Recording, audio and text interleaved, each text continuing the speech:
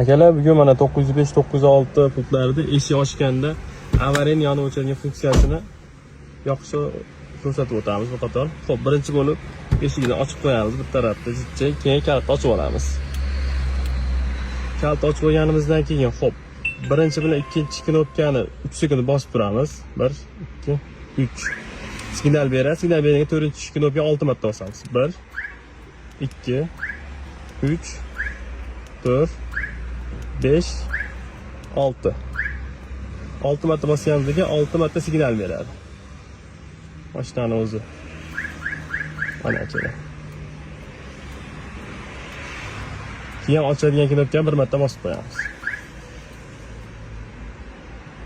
Xudo bu mashina bo'ldi. Eshik ochiq turganda avariyadan yonib o'chadi. Mana kerak. Eshik optik. Ochamiz. Avariya yonib ishladi mana.